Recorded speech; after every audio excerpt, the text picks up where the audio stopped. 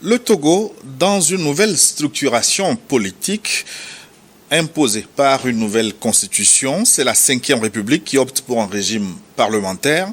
L'exécutif est dirigé par un président du Conseil, la présidence de la République devenant un poste honorifique. Et c'est une ancienne figure de l'opposition qui a été élue samedi à ce poste, Jean-Lucien Savy-de-Tové. Qui est-il et que fera-t-il exactement? Nous en parlons avec l'invité du jour. J'ai l'honneur d'accueillir Adrien Beliki à côté. Bonjour, monsieur à côté. Bonjour Gilles, bonjour à tous les téléspectateurs de Niro TV. Merci de répondre à notre invitation. Vous êtes le président de la Convergence patriotique panafricaine, parti d'opposition au Togo, sénateur. Et vous connaissez bien le nouveau président de la République qui est élu, Jean-Lucien Savy-de-Tové. Il est membre fondateur de votre parti, la CPP. Oui, Jean-Lucien Savy-de-Tové, président de la République, de la 5e République, est un membre fondateur, mais avant d'être membre fondateur de la CPP, il était le fondateur du Parti des démocrates pour l'unité, le PDU. Et c'est après, chemin faisant, qu'il a travaillé avec Feu Edem Kodjo pour arriver alors à créer la CPP, Convergence patriotique panafricaine, le 15 août 1999. Donc, c'est un homme dont les noms sonnaient déjà et que je connaissais dans les mouvances des années 90. Il a activement participé à la lutte du Togo pour la démocratie, une lutte qui est quelque part un héritage politique puisque son père a travaillé aux côtés de Sylvanus Olympio pendant les années d'indépendance. Oui, Jean-Lucien Savy-de-Tové est né dans la politique. Son papa a lutté aux côtés de feu Sylvanus Olympio et pour mettre le culte en place et gagner les élections de 58. Le comité de l'unité togolaise et gagner les élections de 58 avant la proclamation de l'indépendance en 1960. Donc ce papa est devenu plus tard le premier président de la première législature du Togo indépendant, Jonathan Savy-de-Tové, jusqu'au coup d'État de 1963. Donc Jean-Lucien Savy-de-Tové n'est pas un inconnu sur l'échiquier politique, puisque son papa avait déjà un nom que l'on connaissait et que lui aussi, il avait déjà un nom dans les années 70. Et puis il a eu maille à partie avec l'ancien régime de feu Gnassingbé Eyadema, mis en prison parce qu'il a comploté, il a fomenté un coup d'État. Quelle mouche l'avait piqué? J'ai suivi beaucoup de commentaires sur les réseaux sociaux, beaucoup d'écrits, j'ai lu beaucoup d'écrits sur M. Jean-Lucien Savy-de-Tové.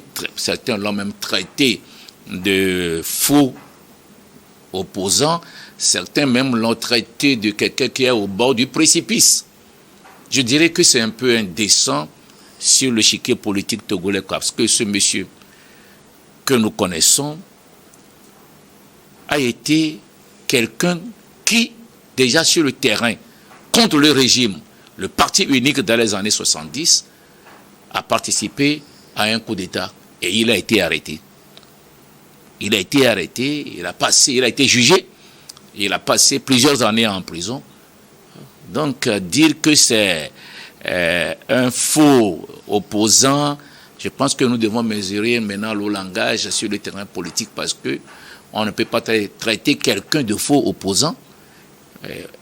Nous savons ce qui s'est passé au lendemain du coup d'État de 63. Nous n'irons pas dans les détails.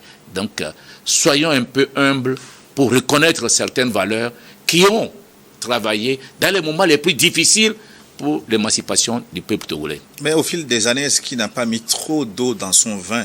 Son vin ne s'est-il pas transformé en jus?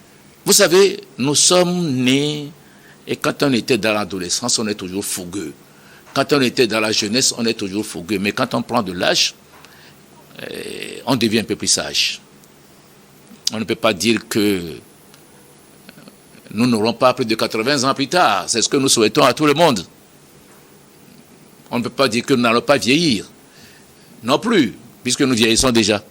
Donc, en grandissant, il a compris également, chemin faisant, ayant vécu certaines difficultés de la vie, il a compris qu'il peut y avoir d'autres chemins pour pouvoir conquérir le pouvoir. Et là, il a prôné pendant longtemps le dialogue, la concertation et également une politique, des partis politiques d'une manière apaisée. C'est ça. Un technocrate aussi, puisqu'il a été même ministre du Commerce, sauf Florian Sigoué dans les années 2005. Je voudrais faire une confidence. Jean-Lucien Savy de Tové est de la même promotion que Robert Dossou du Bénin. Il était à l'université avec Robert Dossou du Bénin. Il a été un haut fonctionnaire. Mais après les événements de 79, il a tout perdu. Il a dû créer sa propre entreprise pour pouvoir vivre jusqu'aujourd'hui. Donc, c'est un monsieur qui sait là où il veut aller. C'est un monsieur qui a assez d'expérience parce qu'il a vécu ces expériences déjà à la maison.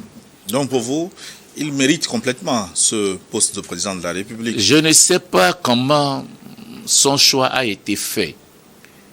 Mais je sais qu'il peut, avec son expérience, il peut jouer un grand rôle sur l'échiquier politique togolais. C'est ce que je peux dire. Il était candidat unique devant le Congrès. Vous avez tous opté pour lui. Comment expliquez-vous cette unanimité sur sa personne? Bon, vous posez la question à quelqu'un qui est très proche de lui, puisque je suis aujourd'hui président de la CPP, un parti qu'il a créé avec Feuille Podjo et Francis Ekon et Aïdam Cornelius. Donc, lorsque nous avons découvert, personnellement, lorsque j'ai découvert dans la salle le nom de Jean-Lucien Savy de Tové, j'ai sursauté parce que je n'y pensais pas. Je n'y pensais pas du tout. Mais si c'est son destin, ça, je dois le respecter. Lorsque j'ai appris le nom, j'étais surpris. J'ai dit comment? Puisque ça fait à peu près 2 mois déjà, ou bien 3 mois, quand s'était appelé, on a causé, et il m'a dit, non, ça fait 2 mois, parce que c'est au lendemain de la mise en place du Sénat. Il m'a appelé, il me dit, mais comment ça va? J'ai dit, mais ça va bien. Il dit, bon, moi, je voudrais venir te dire de vive voix, et non pas ce que tu as appris sur les ondes, que je viens d'être désigné membre sénateur. J'ai été voir Francis Ekon, mon prédécesseur, pour aller lui dire de vive voix. Donc je pensais aller chez Jean-Lucien Savy de Tové. Il me faisait comprendre qu'il voyageait sur Cotonou. Dès qu'il revient, et il va me faire signe. Malheureusement, il ne m'a pas fait signe jusqu'à son élection le samedi dernier. Voilà un peu comment ça s'est passé. Jean-Lucien Savy de Tové, malgré son parcours, il n'est plus dans la fleur de l'âge. Certains critiquent ses 86 ans. Qu'en pensez-vous? Je comprends tous ceux qui critiquent l'âge. Mais je pense également qu'il est lucide. Il est très lucide. Quand vous causez avec lui, il y a des choses que je ne vais pas déballer ici. Quand vous causez avec lui, il vous rappelle l'histoire. Certains pas de l'histoire qu'il connaît. Donc, Jean-Lucien est lucide, il a toutes ses capacités pour pouvoir faire son travail. C'est vrai qu'il est sous le poids de l'âge, mais quand vous voyez ses attributions, je pense qu'il peut tenir, sinon, il n'allait pas accepter. Je ne vais pas me mettre à sa place pour dire non. Et sous la 5e République, dans un régime parlementaire où l'essentiel des pouvoirs exécutifs est détenu par le président du Conseil, que fera-t-il de la présidence de la République? Dans un régime parlementaire, le président de la République joue un rôle d'équilibre. Moi, je suis très heureux plutôt que Jean-Lucien Savy de Tové, qui a participé à toutes les discussions politiques du Togo depuis les années 90, soit à la place où il est aujourd'hui. Il connaît bien la maison. Il peut jouer un grand rôle de tampon pour pouvoir faire avancer certaines choses. Je crois que beaucoup de gens disent avec son âge, il est ceci, il est cela, il ne peut pas. Il est très lucide et je pense qu'il va jouer un grand rôle selon ses attributions contenues dans la Constitution de la 5e République. Il jouera ce rôle pour faire avancer certaines choses, pour que le Togo retrouve ses lueurs d'antan, pour que le Togo puisse aller de l'avant, pour que les jeunes Togolais aujourd'hui, au lieu de chercher à quitter, parce que j'ai lu sur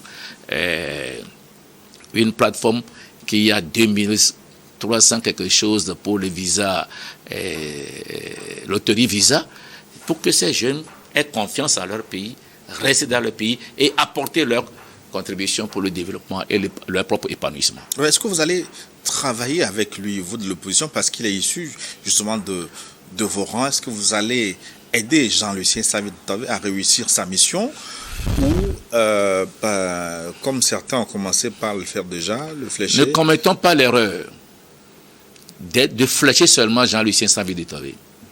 Plutôt profitons de son temps qu'il va passer à la tête de la présidence pour discuter avec lui, lui faire des propositions pour faire avancer les choses. Ne commettons pas cette erreur. Oui, je sais que nous sommes à la veille des élections municipales pour pouvoir attirer des militants, pour pouvoir attirer des votants, on peut permettre tout. Mais après ça, il faut savoir que le Togo demeure et que nous pouvons profiter de sa présence aujourd'hui au sommet de l'État pour pouvoir faire avancer certaines revendications de l'opposition, afin que le Togo retrouve son épanouissement, retrouve sa dignité, afin que le Togo soit un pays paisible, comme beaucoup de gens le disent, et que les jeunes retrouvent leur confiance en eux-mêmes pour leur propre épanouissement. Oui, mais quel profit on peut tirer d'un poste honorifique? Le poste est honorifique, mais est utile. Comme dirait sur ce plateau Jean Degli, le poste est honorifique, mais très utile. Très utile dans le sens que ce monsieur connaît tout le parcours du processus démocratique. Il n'a rien à apprendre. Il a tout vécu lui-même. Il peut jouer un grand rôle. Ceux qui veulent discuter avec lui le feront. Je sais qu'il y a des partis qui se préparent déjà à le rencontrer. Je sais aussi que sa porte n'a jamais été fermée. Je me souviens que lorsque notre camarade Jovi Gali est décédé, c'est lui qui a organisé la visite dans la maison mortuaire avec le professeur Ninevi. Et c'est de chez lui qu'on est parti pour la maison mortuaire de Jovi Gali. Donc, c'est quelqu'un on se connaît. Il nous connaît, nous tous, il connaît chacun d'entre nous, et il sait le rôle qu'il peut jouer. Maintenant, c'est à nous de lui faciliter la tâche. C'est à nous aussi de faire en sorte que ce poste honorifique devienne un poste utile pour l'opposition. Oui, est-ce que ça ne peut pas être un siège constitué un piège pour l'opposition de soutenir un président de la République qui a un pouvoir honorifique et qui n'aura pas d'incidence sur la gouvernance réelle du pays? Est-ce que c'est un piège? Je ne crois pas. Je peux me tromper, mais je ne crois pas. Nous avons la chance d'avoir quelqu'un qui a lutté, dont le papa aussi a lutté durant toute sa vie, qui a subi les affres de la politique. Si nous l'approchons dans un esprit d'évolution, je pense que ce n'est pas un piège. Nous sommes dans un régime parlementaire. Beaucoup de gens croient que quand on est dans un régime parlementaire, il faut toujours être dans la rue. Non. Quand on est dans un régime parlementaire, l'opposition a l'obligation d'être dans les institutions, puis porter la voix de ceux qui n'ont pas voté pour la majorité dans ces institutions, pour être le porte-voix de ceux qui n'ont pas voté pour la majorité. Donc, Jean-Lucien Savy de Tové, qui est là aujourd'hui, peut toujours contribuer à ça si nous-mêmes, nous faisons le pas de la manière la plus polie. Je voulais dire qu'il faut changer maintenant de méthode pour obtenir par la négociation vos revendications plutôt que la méthode. Vous savez que Jean-Lucien Savy de Tové est président fondateur, est membre fondateur, cofondateur de la CPP. Et pour la CPP, il faut toujours discuter, il faut se concerter pour arriver à des compromis politiques. Cela n'enlève en rien le titre de l'opposition. L'opposition, ce n'est pas celui qui insulte le plus, comme nous le vivons en Afrique. Non. L'opposition, c'est de travailler pour pouvoir porter la voix de ceux qui n'ont pas voté pour la minorité, je vais dire. Donc, si nous savons qu'un régime parlementaire, c'est un régime qui demande des alliances pour pouvoir faire avancer les choses, je suis sûr et certain que le début sera difficile, bien sûr, comme c'est la première fois que les gens y vivent, mais je suis sûr et certain que dans 5 ans, à l'évaluation, on verra que si l'opposition a vraiment travaillé pour vivre le régime parlementaire. Mais la politique est une question de rapport de force. Est-ce que l'opposition aujourd'hui au Togo n'est pas trop affaiblie à l'Assemblée nationale? Vous avez engrangé 2-3 sièges. Au Sénat, peut-être le président de la République vous a accordé une dizaine de postes. Mais est-ce que ça suffit pour peser sur les négociations? Tout dépend de comment nous nous comportons. Tout dépend. Le rapport de force, je vous ai dit sur ce plateau qu'on ne claque pas du doigt pour appeler les gens à venir voter. Ce qui s'est passé en 2024 sur les élections, avec les élections législatives et régionales, doit nous interpeller. Quel est le message que nous devons envoyer aujourd'hui au peuple togolais? Quel est le message?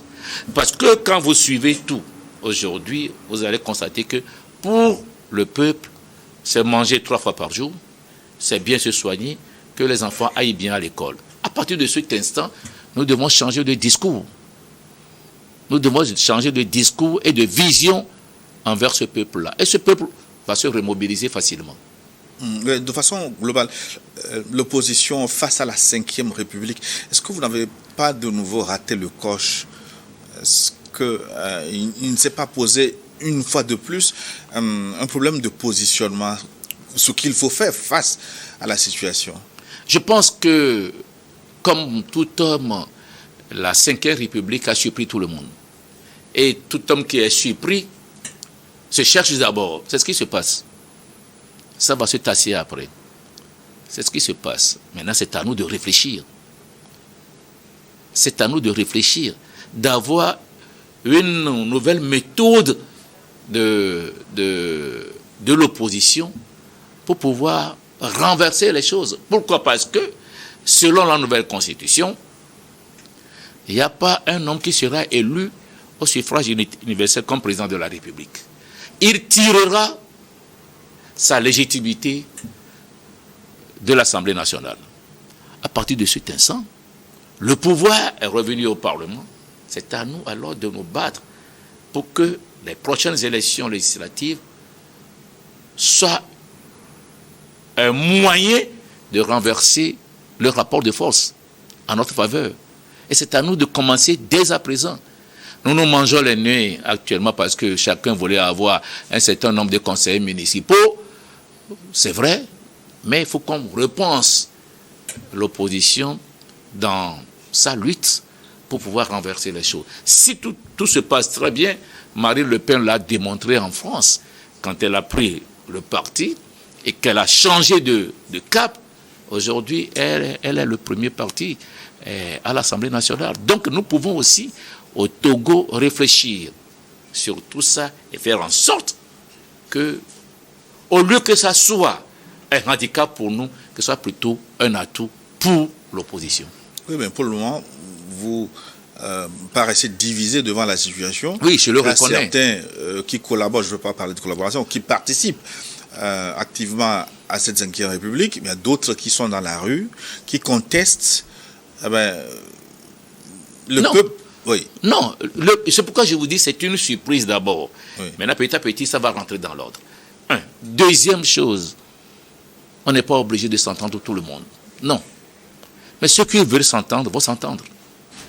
Ceux qui veulent s'entendre, pour pouvoir peser sur les élections la prochaine fois, vont s'entendre. Et les autres peuvent rentrer dans l'ordre après. Aujourd'hui, nous avons habitué les jeunes frères à insulter, à dénigrer, à faire des trucs avec véhémence, croyant que ça va attirer, comme dans les années 90, les votants. Mais le peuple l'a démontré en avril 2024, que ce n'est pas ça qui l'intéresse encore aujourd'hui. Donc, au lieu d'être un handicap, ce qui se passe aujourd'hui, faisons en sorte que ça soit un atout pour l'opposition, pour dire, réfléchissons, ceux qui veulent aller ensemble iront ensemble. Je peux vous affirmer que pour les élections municipales, il y a des groupes qui se forment déjà.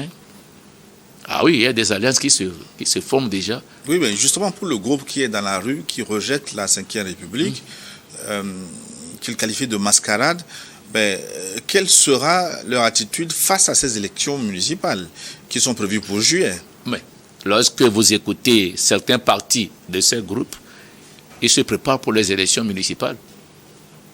C'est pourquoi je vous ai dit... Oui, mais est-ce qu'on peut rejeter la Ve République? Non, c'est pourquoi je vous ai dit au départ, tous les moyens sont bons pour attirer les électeurs. C'est tout. Mais est-ce que vous ne démobilisez pas les électeurs? Mais des fois, nous démobilisons sans le savoir. Des fois, nous démobilisons sans le savoir. C'est pourquoi je dis tout à l'heure, et je le répète, repensons notre logiciel pour pouvoir avoir une autre vision, un autre discours envers ce peuple-là. Non, sinon, nous sommes en train de créer nos propres démembrements, puisque les gens se disent, mais tout ça là, on l'avait fait, ça donnerait quoi? Si nous changeons de discours et de méthode, je peux commencer par se dire, ah, ça, on va essayer voir. Mais si nous sommes toujours sur la même ligne, en insultant certains, en se faisant croire qu'on est le plus beau, on sera là-bas.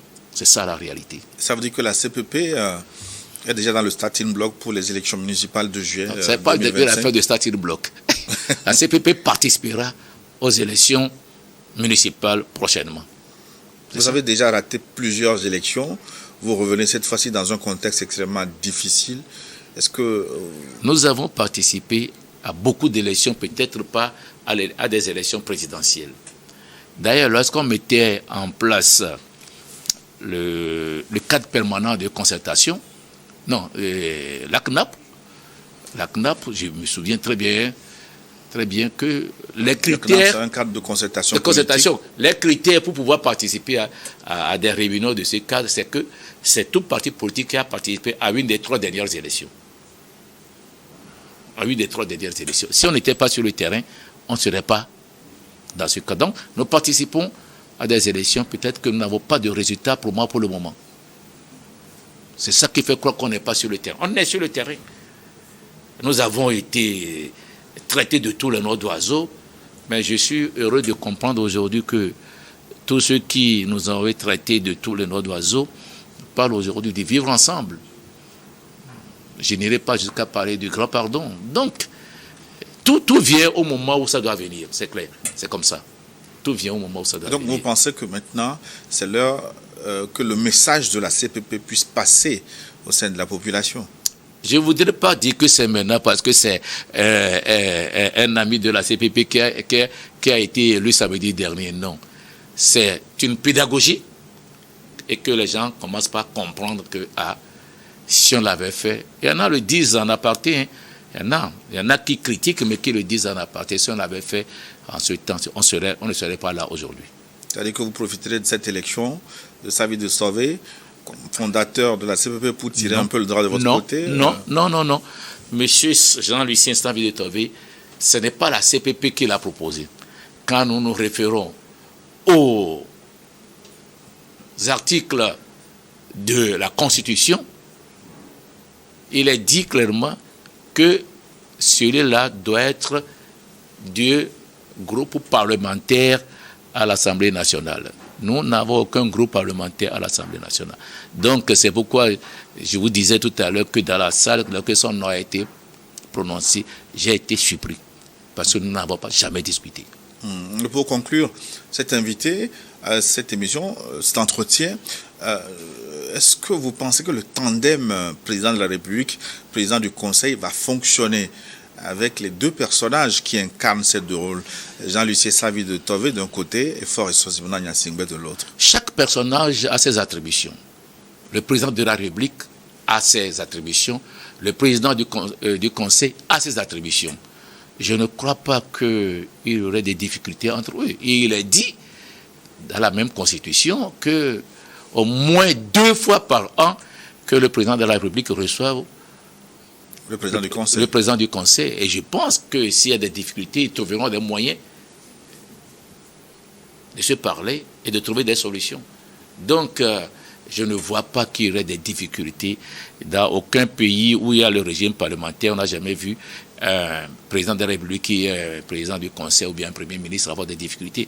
C'est plutôt les partis politiques qui peuvent créer des problèmes au président du Conseil. Si de bonnes coalitions se font, c'est ça. Ce qui ne risque pas d'arriver, puisque le parti au pouvoir a une majorité vous en savez écrasante à l'Assemblée nationale. Qu'est-ce que vous en savez? Peut-être que ça ne va pas arriver dans l'immédiat, mais ça peut arriver dans 10 ans, dans 15 ans. Non, tout est possible, Monsieur Bokor. Tout est possible. C'est pourquoi, tout à l'heure, il dit c'est à l'opposition de savoir le discours envers le peuple togolais. Et ce peuple n'est pas bête. Le peuple comprend et surtout correctement. C'est ça. Et les institutions de la 5e République se mettent en place. Progressivement, on attend la formation d'un nouveau gouvernement. Quelle configuration souhaitez-vous pour ce gouvernement? Des figures de l'opposition encore Mon souhait le plus ardent, c'est qu'il y ait des hommes et des femmes capables de remplir la mission qu'on va leur confier. C'est mon souhait. Capables de résoudre les problèmes qui sont là sur le terrain aujourd'hui. Tout n'est pas noir sur le tableau, mais de résoudre les problèmes. Et j'ai parlé de la justice sociale, c'est-à-dire du coût de la vie, de la santé, de l'éducation et également de la vie quotidienne de chacun d'entre nous. C'est ça, c'est tout. Et comme cela a été fait pour le Sénat, que des membres de l'opposition soient cooptés pour ce gouvernement, Je ne suis pas dans les secrets de Dieu. On attend ce qui va sortir le jour où le PC va donner la liste à lire. Mais votre souhait? Mon souhait, je dis, je ne suis pas dans les secrets de Dieu. Mais qu'il y ait des hommes et des femmes dont la capacité et l'engagement permettent un Togo nouveau, c'est tout. André Mbeleki à côté. Nous arrivons à la fin de cet entretien. Un dernier mot pour la 5e République. Que lui souhaitez-vous? Ce que je souhaite, c'est que tout ce qui se passe aujourd'hui se passe dans le respect des textes. Et que l'opposition, quelle qu'elle soit, se retrouve, discute et trouve le bon chemin avec un nouveau discours pour permettre à ce que ce peuple se réveille davantage et que ce peuple s'engage dans les activités citoyennes de notre pays. Voilà ce que je souhaite. Adrien Mbeleki à côté, vous êtes sénateur, président de la CPP, la Convergence patriotique panafricaine. Merci d'être passé sur notre plateau. À moi de vous remercier. Voilà, les programmes continuent sur votre chaîne New World Info. Dans un instant, Dr Guillaume Rohr avec ses invités pour Regard Croisé.